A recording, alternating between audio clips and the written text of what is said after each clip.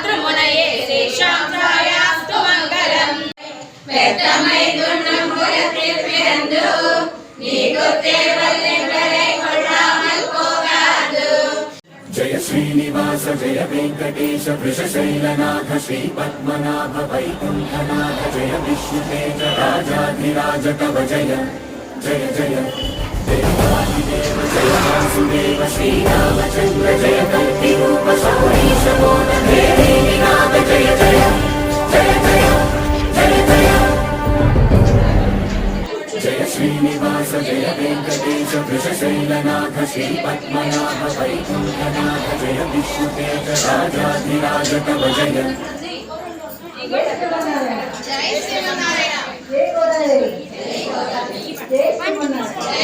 ఈ కార్యక్రమంలో డాక్టర్ శ్రీలక్ష్మి గారు పాల్గొని కోడారై యొక్క ప్రాముఖ్యతను గురించి వివరించారు.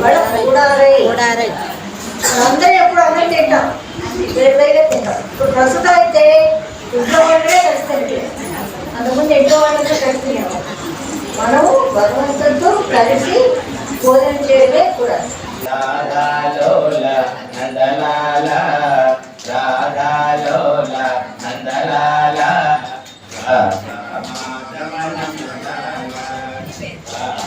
మాధవ నందలాల నందలాల యదు నందలాల నందలాల యదు నందలాల బృందావన గోవింద రాధాలోల నందలాల రాధాలోల రాధా మాధవ నందలాల चित्त चोरा यशोदा के पाल चित्त चोरा यशोदा के பாடி பறை கொண்டு யாப்பெரு சம்மானம் நாடும் புகழும் పరిసినానంద్రా.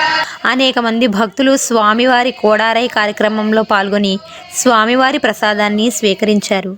శ్రీ గోదాదేవి రంగనాథస్వామి వారిని భర్తగా పొందాలని ధనుర్మాసం నెల రోజులు వ్రతమాచరిస్తూ తిరుప్పావైను రచించింది. 30 రోజులకు 30 పాసురాలను రచించింది. తిరు అనగా పవిత్రమైన అని, పావై అనగా వ్రతము అని అర్థము. 27వ పాసురంలో అమ్మవారు శ్రీకృష్ణునితో కలిసి పాలు అన్నము మునిగేలా నెయ్యిని పోసి ఆ మధుర పదార్థాన్ని భుజిస్తున్నప్పుడు నెయ్యి మోచేతి వెంబడి కారునట్లు నీతో కలిసి కూర్చుని హాయిగా భుజించాలనుంది స్వామి అని గోదాదేవి కోరింది. స్వామితో కలిసి భుజించడం చాలా బాగుంటుంది కదా. జై శ్రీమన్నారాయణ.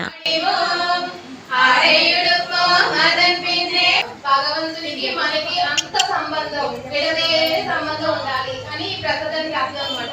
అందుకని ఈ పాసన చదువు